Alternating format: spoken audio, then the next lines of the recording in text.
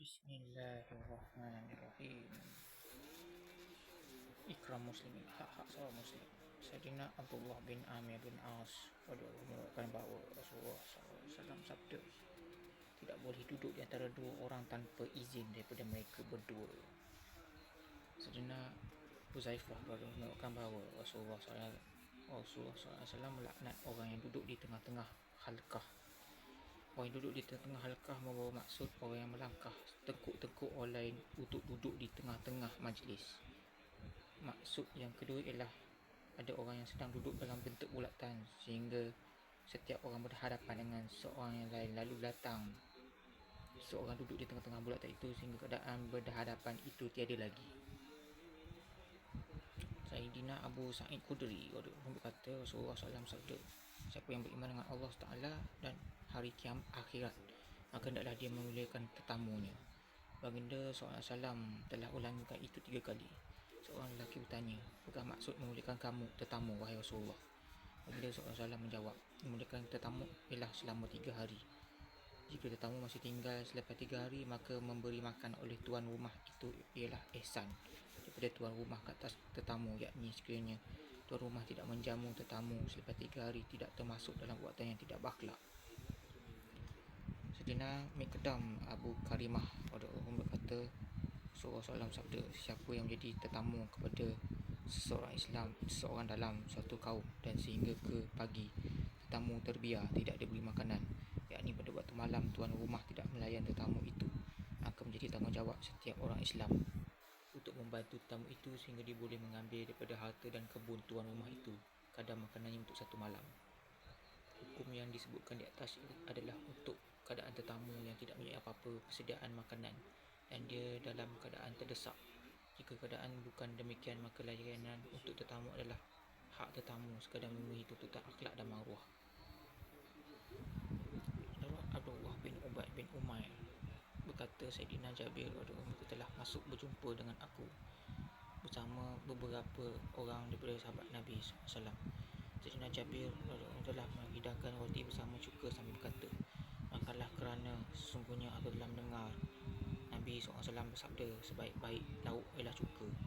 Kebinasaan bagi seorang apabila ada saudara-saudaranya datang dan dia berasa lekeh untuk menghidangkan kepada mereka apa-apa sahaja yang ada di rumahnya, dan kebinasaan juga kepada orang-orang yang memandang lekeh apa-apa sahaja yang dihidangkan kepada mereka. Dan satu riwayat yang lain, cukuplah untuk seorang itu dianggap buruk apabila dia memandang lekeh tak ada apa-apa yang dihidangkan kepadanya. Sayyidina Abu Hurairah bahawa Rasulullah SAW sabda, sesungguhnya Allah Ta'ala suka bersih dan tak suka kamu muak. Siapa daripada kamu yang bersih dan baca Alhamdulillah, maka menjadi hak ke atas setiap orang Islam dengan mengucapkan Ya Rahmukallah. Adapun menguak daripada syaitan. Oleh itu, apabila siapa daripada kamu menguak, maka hendaklah dia menahannya semampu mungkin, kerana sesiapa yang menguak maka syaitan akan mentertawakannya. Sayyidina Abu Hurairah berkata, Rasulullah SAW sabda, siapa yang menziarahi saudaranya yang sakit atau mengunjungi saudaranya semata-mata kerana Allah Ta'ala, maka seorang malaikat akan membuat seruan bahawa kamu bertuah dan langkah-langkah kamu membawa keberkatan dan kamu telah menyediakan sebuah malaikat dalam syurga. Sayyidina Thauban, hamba sahaya Nabi SAW, telah meriwayatkan bahawa Rasulullah SAW sabda, siapa yang menziarahi orang sakit maka dia berada dalam hurfah syurga. Ada orang bertanya, wahai Rasulullah, apakah itu hurfah syurga? Baginda SAW menjawab, buah-buahan syurga yang telah dipetik. Sayyidina Anas berkata, Rasulullah SAW sabda, siapa yang berwuduk dan dia memperbaiki wuduknya itu lalu menziarahi saudara Islam yang sakit dengan mengharapkan ganjaran pahala, akan dijauhkan daripada neraka Jahannam sejauh 70 kharif. Hadrat Thabit Bunani berkata bahawa saya bertanya kepada Sayyidina Anas, wahai Abu Hamzah, apakah itu kharif? Dia menjawab, tahun, yakni dijauhkan dari neraka sejauh 70 tahun perjalanan. Sayyidina Anas bin Malik berkata, saya mendengar Rasulullah SAW sabda, siapa sahaja yang menziarahi orang sakit, sungguhnya dia menyelam dalam rahmat, dan apabila dia duduk di sisi penyakit, maka rahmat akan meliputinya. Lalu Sayyidina Anas radhiyallahu pun bertanya kepada baginda SAW, "Ya Rasulullah, kelebihan ini dapati oleh orang sihat yang menzahi orang sakit. Apakah pula yang dapati oleh pesakit itu sendiri?" Baginda SAW menjawab, "Dosanya akan diampunkan." Sayyidina Ka'ab bin Malik berkata, Rasulullah SAW sabda, "Siapa yang menzahi orang sakit, maka dia menyelam dalam rahmat, dan siapa yang duduk di sisi orang sakit, maka dia tenggelam dalam rahmat." Dan riwayat Sayyidina Amir bin Hamz berkata, apabila dia bangun dari sisi sakit itu pun, dia masih menyelam dalam rahmat sehinggalah dia kembali ke tempat dari mana dia datang. Sayyidina Ali berkata, saya mendengar Rasulullah SAW sabda, "Mana-mana orang Islam yang zahir saudara Islam yang sakit pada waktu pagi, maka 70,000 malaikat akan mendoakan untuknya petang. Jika dia pergi menzahir pada waktu petang, maka 70,000 para malaikat mendoakan untuknya sehingga pagi, dan dia akan mendapat satu kebun di dalam syurga." Sayyidina Umar bin Khattab mengatakan bahawa Nabi SAW sabda kepadanya, "Jika kamu pergi menzahir orang sakit, maksudlah dia mendoakan untukmu, kerana doanya terima seperti doa para malaikat." Sayyidina Abdullah bin Umar berkata, semasa kami duduk bersama Nabi SAW, datang seorang lelaki Ansar lalu memberi salam kepada baginda SAW. Kemudian sahabat Ansari itu berpaling untuk pulang, maka Rasulullah SAW bersabda, "Wahai saudara Ansar, bagaimana keadaan saudaraku Sa'ad bin Ubadah?" Sahabat itu menjawab, "Baik." Maka Rasulullah SAW sabda kepada para sahabat yang ada di sisi baginda SAW, "Siapakah antara kamu yang akan menzahirnya?" Lalu baginda SAW pun bangun, dan kami pun bangun bersama baginda SAW. Kami semuanya beberapa belas orang. Kami tidak memakai kasut, khuf, sarung kaki, kulit, kopiah, dan tidak juga baju. Kami berjalan di atas tanah berbatu itu sehingga kami sampai ke sisi Sayyidina Sa'ad. Lalu orang-orang daripada kaumnya yang sedang duduk di sisinya beruntuk ke belakang, dan Rasulullah SAW serta para sahabat bersama baginda SAW pada hadirinnya. Sayyidina Abu Sa'id Khudri mengatakan bahawa beliau mendengar Rasulullah SAW sabda, "Sesiapa yang beramal dengan 5 amalan dalam satu hari, maka Allah SWT akan menulisnya dalam kalangan ahli syurga. Nombor 1, menziarahi orang sakit. Nombor 2, menghadiri jenazah. Nombor 3, berpuasa. Nombor 4, pergi menunaikan solat Jumaat. Dan nombor 5, memerdekakan hamba." Sayyidina Mu'az bin Jabal mengatakan bahawa Rasulullah SAW sabda, "Sesiapa yang berjihad di jalan Allah SWT, maka dia berada dalam jaminan Allah SWT. Siapa yang mencari orang sakit, maka dia berada dalam jaminan Allah SWT. Dan siapa yang pergi ke masjid pada waktu pagi atau petang, maka dia berada dalam jaminan Allah SWT. Siapa yang menjemput imam pemerintah untuk membantunya, maka dia berada dalam jaminan Allah SWT. Dan siapa yang tinggal di rumahnya tidak mengumpat atas sesiapa, maka dia juga berada dalam jaminan Allah SWT." Sayyidina Abu Hurairah berkata, Rasulullah SAW bertanya, "Siapakah antara kamu yang berpuasa pada hari ini?" Sayyidina Abu Bakar menjawab, "Saya." Baginda SAW bertanya lagi, "Siapakah antara kamu yang telah mengiringi jenazah pada hari ini?" Sayyidina Abu Bakar menjawab, "Saya." Rasulullah SAW bersabda lagi, "Siapakah antara kamu yang telah memberi makan kepada orang miskin pada hari ini?" Sayyidina Abu Bakar menjawab, "Saya." Baginda SAW tanya lagi, "Siapakah antara kamu telah menjarahi orang sakit pada hari ini?" Sayyidina Abu Bakar menjawab, "Saya." Lalu baginda SAW sabda, "Siapa sahaja yang terkumpul amalan ini padanya, pasti akan memasuki syurga." Sayyidina Abdullah bin Abbas meriwayatkan bahawa Rasulullah SAW sabda, "Siapa sahaja orang Islam yang menjarahi orang sakit yang belum sampai ajalnya, lalu membaca doa ini 7 kali, As'alullahal azim Rabbal arshil azim an yashfiyaka, maka pasti orang itu akan sembuh. Tetapi jika ajalnya sudah sampai, itu adalah perkara lain. Dan Tuhan doa, saya memohon daripada Allah SWT yang Maha Agung, Tuhan Arash yang besar, supaya dia menyembuhkan kamu."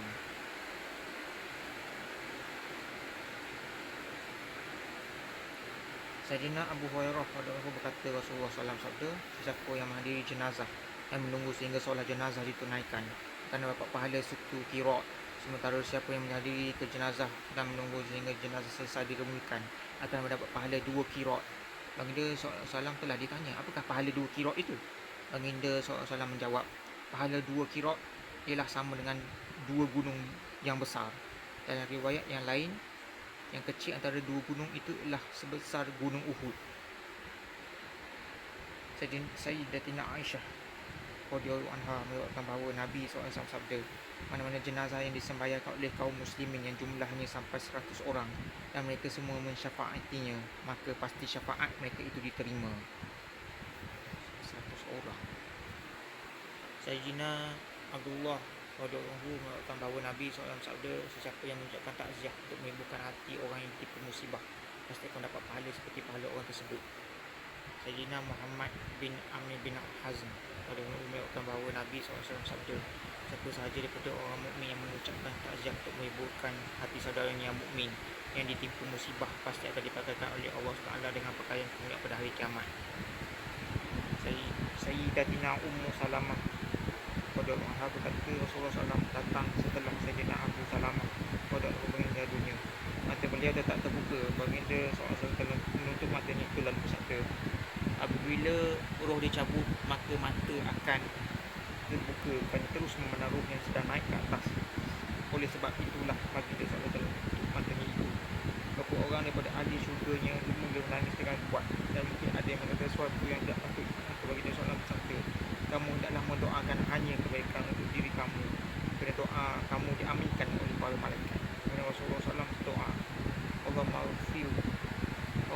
maghfir li Abi Salamah wa rafa' darajatahu fil mahdiyyin wa khufhu fi aqibihi fil ghabirin waghfir lana wa lahu ya rabbal alamin wafsah lahu fi qabrihi wa nawwir lahu fihi. Ya Allah, ampunkanlah Abu Salamah dan angkatlah darjatnya dalam kalangan orang yang mendapat petunjuk. Peliharalah dan uruskanlah ahli keluarganya tinggal selepas kediaannya. Wahai Tuhan sekalian alam, ampunlah kami dan juga dia. Lapangkanlah dan terangilah kubur untuknya. Apabila mana orang Islam ingin mendoakan doa ini untuk mana orang Islam yang lain, maka perkataan di Abi Salamah dia nak ditukar dengan nama orang yang ditukarkan dalam huruf li yang berbaris di bawah sebelum nama itu. Sebagai contoh, di Zaid.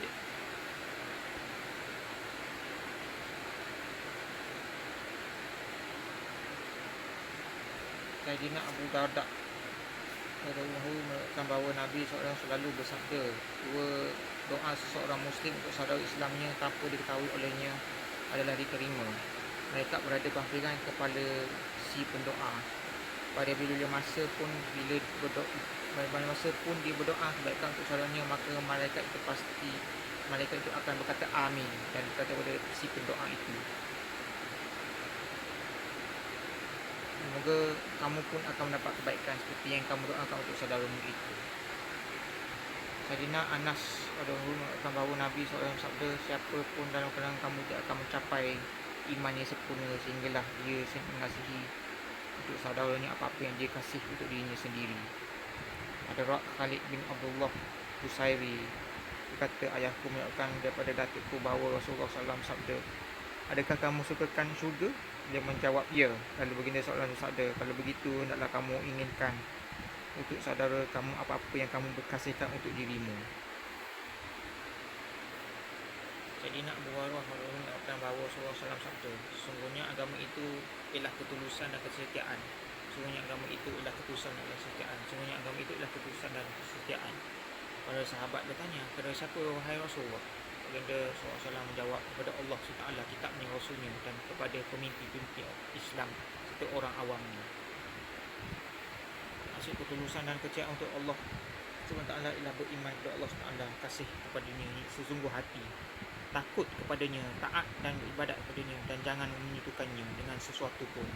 Sementara ketulusan dan kesetiaan kepada kitab Allah Ta'ala ialah beriman dengannya, tunaikan hak mulia-muliakannya, mendapatkan ilmunya, sebarkan ilmunya dan beramal dengannya. Ketulusan dan kesetiaan terhadap Rasulullah SAW ialah membenarkan baginda, muliakan baginda, cintakan baginda dan sunnah baginda SAW, dan meyakini sepenuh jiwa raga bahawa keselamatan saya adalah dalam mengikut cara hidup baginda SAW.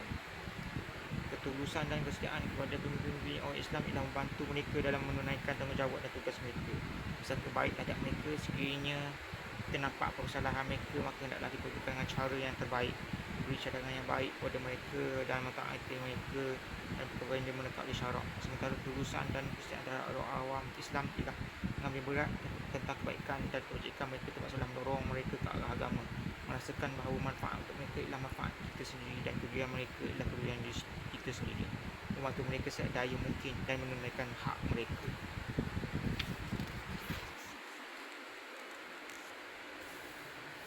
Sayyidina Thauban radhiyallahu berkata, Rasulullah SAW sabda, sungguhnya kawasan telagaku seluas kawasan di antara Adan dan Amman.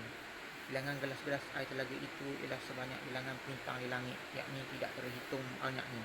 Air lebih putih dari salji dan lebih manis daripada madu.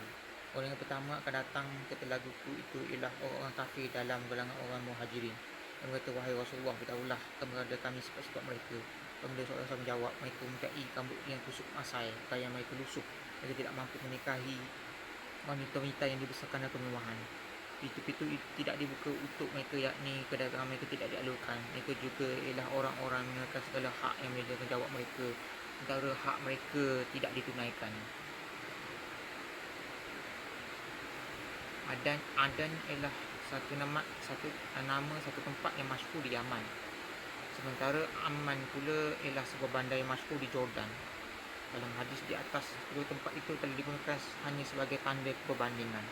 Maksudnya ialah sejauh mana kawasan antara Adan dan Amman di dunia ini, sejauh itulah keluasan telaga Nabi SAW. Tapi itu tidaklah membawa maksud bahawa keluasan telaga Nabi SAW tepat sama jarak dengan kawasan itu.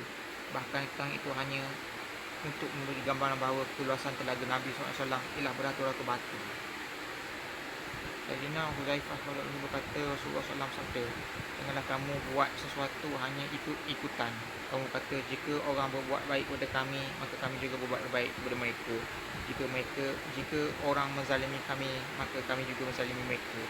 Tetapi kamu hendaklah teguhkan diri kamu bahawa jika orang berbuat baik kepada kamu, maka kamu pun berbuat baik kepada mereka. Dan jika orang berbuat zalim kepada kamu, kamu tidak akan berbuat zalim terhadap mereka. Sayyidina Aisyah berkata, Rasulullah SAW tidak pernah membalas dendam untuk hal-hal terjadi baginda SAW, kecuali apabila perkara yang telah diharamkan oleh Allah Ta'ala dilanggar, maka baginda SAW akan menghukum mereka kerana mereka melanggar perintah Allah Ta'ala. Sayyidina Abdullah bin Umar menyatakan bahawa Rasulullah SAW sabda, sungguhnya seorang hamba yang menunaikan hak tuannya dengan setia dan tulus dan memperelokkan ibadat kepada Allah Ta'ala akan mendapat ganjaran 2 kali. Sayyidina Imran bin Husain berkata, Rasulullah SAW sabda, sesiapa yang ada apa-apa hak ke atas seorang yang lain, seumpama hutang dan sebagainya, dan dia memberi penangguhan pembayaran pada saudara itu, maka dia mendapat pahala sedekah pada setiap hari yang dia tangguhkan. Sayyidina Abu Musa Asy'ari berkata, Rasulullah SAW sabda, sungguhnya memulakan 3 jenis orang ialah termasuk dalam memuliakan Allah SWT. Nombor 1, seorang yang Muslim yang tua. Nombor 2, hafiz Al-Quran yang tidak menambah dan mengurangkan. Nombor 3, pemerintah yang adil. Maksud daripada tidak menambah dan tidak mengurangkan ialah dia mengambil berat baca Al-Quran dan dia tidak melampaui had, tajwid dan huruf-huruf sebagaimana ahli riyak. Sayyidina Abu Bakrah radhiyallahu berkata, beliau mendengar Rasulullah SAW sabda, siapa yang menunaikan sultan Allah SWT di dunia ini, maka Allah Ta'ala akan menunaikan pada hari kiamat. Dan siapa yang menunaikan sultan Allah Ta'ala di dunia ini, maka Allah Ta'ala akan menunaikannya pada hari kiamat. Sayyidina Abdullah bin Abbas berkata, Rasulullah SAW sabda, kebaikan ada bersama orang tua kamu. Maksudnya ialah siapa yang telah menjadi tua dan amalan baiknya pun sudah banyak, maka padanya ada kebaikan dan keberkatan yang banyak. Sayyidina Ubadah bin Samit radhiyallahu mengatakan bahawa sungguhnya Rasulullah SAW sabda, siapa yang tidak mengenalkan orang tua dalam kalangan kami, tidak mengasihi kanak-kanak dalam kami, dan tidak mengakui hak orang alim dalam kalangan kami, maka bukanlah dia daripada kalangan umatku. Sayyidina Abu Umamah radhiyallahu berkata, Rasulullah SAW sabda, aku menyaksikan khalifah selepasku supaya bertakwa kepada Allah Ta'ala, dan aku menyaksikannya tentang orang-orang Islam supaya dia memuliakan orang tua dalam kalangan mereka dan mengasihi kanak-kanak dalam kalangan mereka, dan supaya dia menghormati orang lain alim dalam kalangan mereka, dan juga supaya dia tidak memukul mereka sehingga menghinakan mereka, dan jangan dia menakut-nakutkan mereka begitu sekali sehingga menyebabkan mereka menjadi kafir, dan supaya dia tidak mengkasihkan mereka sehingga memutuskan keturunan mereka, dan jangan dia menutup pintunya sehingga mereka tidak boleh mengadu. Jika berlaku demikian, yang perkasa dalam kalangan mereka akan memakan yang lemah, yakni kezaliman akan berleluasa. Sayyidatina Aisyah berkata, Sayyidatina Aisyah radhiyallahu anha berkata, Rasulullah SAW sabda, maafkanlah silapan orang yang baik-baik kecuali kesalahan-kesalahan yang kena hukum hudud. Sayyidina Abdullah bin Amir menunjukkan bahawa Rasulullah SAW melarang daripada mencabut uban. Baginda SAW bersabda, sesungguhnya uban itu ialah nur orang Islam yang tua. Uban ialah nur orang Islam yang tua. Sayyidina Abu Hurairah menunjukkan bahawa sesungguhnya Rasulullah SAW sabda, janganlah kamu mencabut uban kerana sesungguhnya ia menjadi sebab nur pada hari kiamat. Apabila seseorang Islam ditemui selai uban, maka dengan sebab selai uban itu akan ditulis untuknya satu hasanah, satu dosa akan diampunkan, dan satu darjat akan ditinggikan.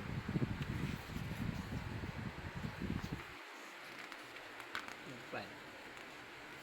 Sayyidina Abdullah bin Umar berkata, Rasulullah SAW sabda, sebenarnya Allah Ta'ala mempunyai golongan manusia yang memberi nikmat secara khusus supaya mereka memberi manfaat kepada orang lain. Allah Ta'ala akan terus memberi nikmat-nikmat itu kepada mereka selama mereka berurusan memberi manfaat kepada orang lain. Apabila mereka tidak lagi melakukan demikian, maka Allah Ta'ala akan menarik nikmat-nikmat itu daripada mereka dan memberikan kepada orang lain. Sayyidina Abu Dzar berkata, Rasulullah SAW sabda, senyuman yang kamu beri kepada saudaramu yang Islam ialah sedekah. Kamu menyuruh sesiapa membuat kebaikan dan mencegah sesiapa daripada kemungkaran ialah sedekah. Menunjukkan jalan kepada siapa yang telah tersesat ialah sedekah. Menunjukkan jalan kepada orang yang lemah kelihatan ialah sedekah. Mentepikan batu, duri, tulang dan lain-lain dari jalan ialah sedekah. Kamu mengisi timba saudaramu dengan air daripada timbamu adalah sedekah. Sayyidina Abdullah bin Abbas mengatakan bahawa Nabi SAW sabda, siapa yang berjalan pergi untuk menunaikan hajat saudaranya, maka amalan itu adalah lebih baik daripada beriktikaf selama 10 tahun. Siapa yang beriktikaf selama sehari pun kerana mencari keridaan Allah Ta'ala, maka Allah Ta'ala akan menghalanginya daripada neraka sejauh 3 khandak parit, dan lebar setiap parit lebih luas daripada jarak di antara langit dan bumi, langit. Sayyidina Jabir bin Abdullah dan Abu Talhah bin Sahal Ansari berkata, Rasulullah SAW sabda, siapa yang tidak menghiraukan saudara Islamnya yang kehormatan dicabuli dan maruahnya dicemari, maka Allah Ta'ala juga tidak akan menghiraukannya pada ketika itu mengharapkan bantuannya.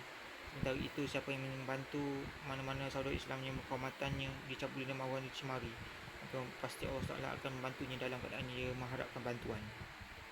Sayyidina Huzaifah bin Yaman berkata, Rasulullah SAW sabda, siapa yang tidak mengambil berat tentang urusan dan ehwal orang Islam, maka bukanlah dia daripada kalangan orang Islam. Dan siapa sepanjang pagi atau sepanjang petang dalam keadaan tidak tulus dan tidak setia terhadap Allah Ta'ala, Rasulnya, kitabnya, imamnya, pemerintah Islam dan orang Islam yang biasa, maka bukanlah dia daripada kalangan mereka. Sayyidina Abdullah bin Umar menunjukkan bahawa Nabi SAW sabda, siapa yang menunaikan hajat saudaranya, maka Allah Ta'ala akan menunaikan hajatnya. Dan Anas radhiyallahu menunjukkan bahawa Nabi SAW sabda, orang yang memberi petunjuk untuk melakukan kebaikan dan akan mendapat pahala yang sama banyak dengan pembuat kebaikan itu sendiri. Allah Ta'ala suka orang yang membantu orang yang berada dalam kesusahan.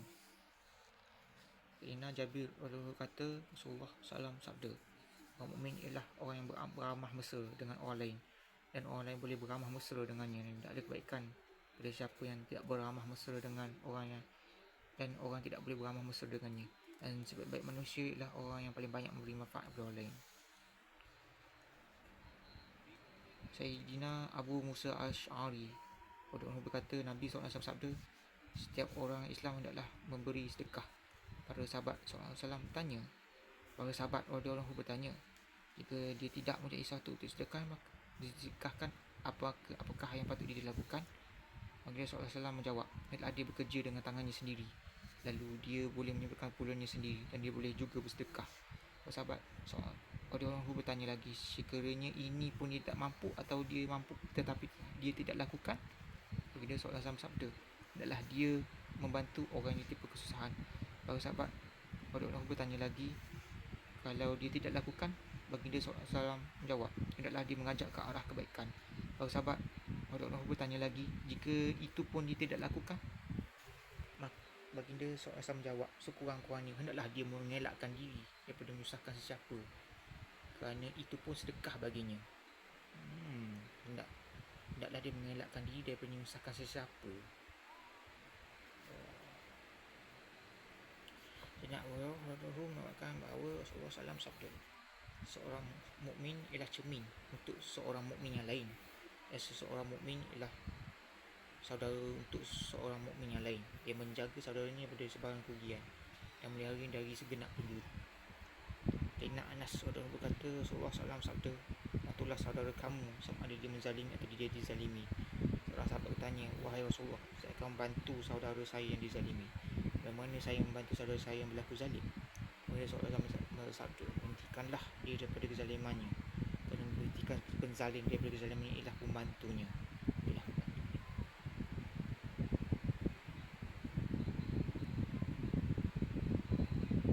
Sayyidina Abdullah bin Amir mengatakan bahawa Rasulullah SAW sabda, Tuhan Ar-Rahman mengasihi hamba-hamba yang mengasihi orang lain.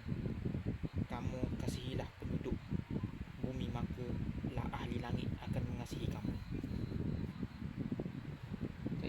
Sayyidina Jabir bin Abdullah berkata, Rasulullah SAW sabda, majlis-majlis perjumpaan ialah amanah, yakni apa-apa sahaja perkara rahsia yang diberitahu dalam sesuatu majlis tidak harus diberitahu kepada siapa, kecuali 3 majlis yang bukan amanah, bahkan perjumpaan itu mesti diberitahu kepada orang lain.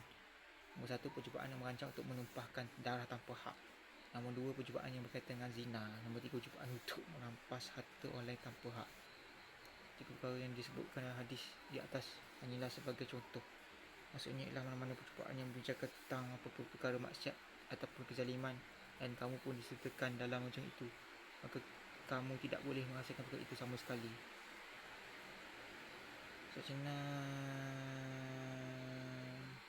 Sayyidina Abu Hurairah radhiyallahu berkata, Rasulullah SAW sabda, seorang mukmin ialah seorang yang orang ramai berasa aman diri dan harta mereka daripada kejahatannya. Sayyidina Abdullah bin Amir mengatakan bahawa Nabi SAW sabda, orang Islam ialah orang yang apabila orang Islam lain berasa terselamat daripada keburukan lidah dan tangannya. Sementara muhajir, yakni orang yang meninggalkan, ialah orang yang meninggalkan apa-apa yang dilarang oleh Allah SWT. Sayyidina Abu Musa radhiyallahu berkata, para sahabat radhiyallahu bertanya, ya Rasulullah, keselamatan seorang Islam yang mana satukah yang paling afdal? Baginda SAW menjawab, keselamatan seorang yang apabila orang Islam lain berasa terselamat daripada keburukan tangan dan lidahnya. Maksud keburukan lidah ialah seperti mengejek seseorang, menyebarkan fitnah, memaki hamun. Sementara maksud daripada keburukan tangan ialah memukul orang lain, merampas harta orang dan seumpamanya. Sayyidina Abdullah bin Mas'ud radhiyallahu berkata, Rasulullah SAW sabda, siapa yang menolong kaumnya dalam perkara yang salah, maka adalah seumpama unta yang jatuh ke dalam telaga, lalu dipegang bahagian ekornya dan ditarik untuk dikeluarkan. Maksud hadis di atas ialah sebagaimana usaha untuk mengeluarkan unta yang jatuh ke dalam telaga dengan menarik ekornya ialah mengeluarkan diri dan usaha yang tidak berfaedah, kerana dengan cara itu unta tersebut tidak boleh dikeluarkan dari telaga, dan juga membantu kaum atas perkara yang salah ialah tidak faedah, kerana dengan cara itu kaum itu tidak boleh dibawa ke jalan yang benar. Dan Jubair bin Mut'im mengatakan bahawa sungguhnya Rasulullah SAW sabda, orang yang menyeru ke arah asabiyah bukanlah daripada golongan kami. Siapa yang perang atas dasar asabiyah juga bukan daripada golongan kami, dan siapa yang mati atas semangat asabiyah juga bukan daripada golongan kami. Hadrat Fusailah berkata, beliau mendengar bapanya berkata, saya telah tanya Nabi SAW, ya Rasulullah, adakah sayang kepada kau sendiri juga termasuk dalam asabiyah? Baginda SAW menjawab, tidak, tetapi asabiyah ialah membantu kau sendiri walaupun dalam perkara zaliman.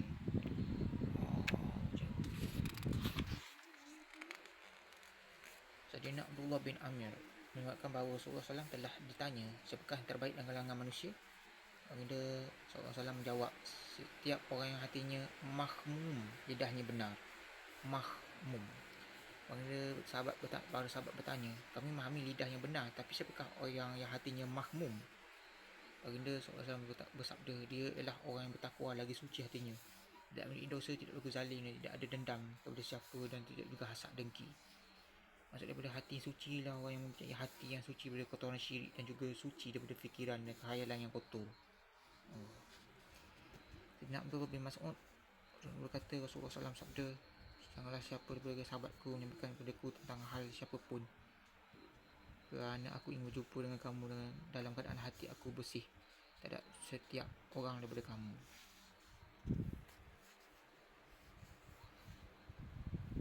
Anas bin Malik berkata, pada suatu ketika kami sedang duduk bersama Nabi SAW, lalu baginda SAW berkata, sekejap lagi seorang ahli syurga akan datang kepada kamu. Lalu muncul seorang sahabat Ansar radhiyallahu yang air wuduknya masih bertitisan dari janggut dan kasutnya bergantungan tangan kirinya. Keesokan harinya Rasulullah SAW mengatakan perkara yang sama. Lalu lelaki itu juga yang muncul dalam keadaan yang sama seperti hari pertama. Dari ketiga pun baginda SAW mengatakan perkara yang sama seperti dulu. Lalu lelaki yang sama itu juga muncul dalam keadaan seperti pada kali pertama. Apabila baginda SAW bangun dari majlis itu, maka Sayyidina Abdullah bin Amir telah mengingkari lelaki tersebut. Lalu kata, saya telah bergaduh dengan ayah saya dan saya telah bersumpah tidak akan berjumpa dengannya selama 3 hari. Jika kamu rasa sesuai, bolehkah kamu mengingatkan saya menumpang di rumah kamu selama 3 hari? Dia kata, bolehlah. Sayyidina Anas memberitahu bahawa Sayyidina Abdullah menceritakan, saya telah bermalam di rumah sahabat itu selama 3 malam. Saya tidak melihat beliau melakukan ibadat pada waktu malam.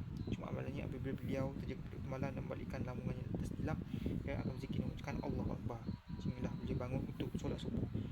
Dan satu lagi perkara, yakni beliau tidak berkata-kata kecuali yang baik. Apabila 3 hari telah berlalu, hampir saya menganggap amalan itu biasa saja dan saya berasa hairan. Kata Nabi SAW telah memberikan berita gembira yang hebat, sedangkan amalan beliau adalah hebat. Maka saya pun berkata padanya, wahai hamba Allah, sebenarnya tiada kesebaran kemarahan antara saya dan ayah saya, dan saya bukanlah tidak berkata-kata dengan ayah saya, tapi kisah sebenarnya ialah saya telah mendengar Rasulullah SAW sabda kepada kami 3 kali, berkenaan dirimu, bahawa sekarang akan muncul seorang lelaki dari kalangan ahli syurga, dan pada ketiga kali kamulah yang muncul. Itu saya ingin tinggal bersama kamu, lalu melihat amalan kamu yang khusus, lalu saya boleh mengikutinya. Saya tidak nampak kamu melakukan amalan yang banyak. Sekarang tolonglah beritahu saya, apakah amalan khusus yang telah menyebabkan kamu dapat mencapai martabat telah beritahu oleh Nabi SAW. Sebab Ansari itu berkata, saya tidak punya apa-apa amalan yang khusus. Itulah amalan saya bagaimana yang kamu telah lihat. Sayyidina Abdullah berkata, mendengarkan itu saya mula berjalan untuk pulang. Apabila saya mula beredar, beliau memanggil saya lalu berkata, amalan saya hanyalah sebagaimana yang kamu lihat. Tetapi satu perkara lagi ialah, dalam hati saya tidak ada sebarang keinginan untuk mengkhianati mana-mana orang Islam, dan tidak juga saya berisi hati terhadap siapa yang Allah Ta'ala telah berikan kepadanya apa nikmat yang khusus. Maka Sayyidina Abdullah berkata, inilah dia amalan yang telah menyebabkan engkau sampai ke martabat itu, dan kami tidak memiliki kekuatan untuk melakukannya. Sayyidina Abu Hurairah mengatakan bahawa Rasulullah SAW sabda, sesiapa yang menghindarkan apa-apa kesusahan dunia daripada sesiapa, maka Allah SWT akan hindarkan daripada kesusahan di akhirat. Siapa yang menutup keaiban mana-mana orang Islam di dunia, maka Allah SWT akan menutup kebaikan di akhirat. Allah SWT akan terus menolong seorang itu selagi dia menolong saudaranya.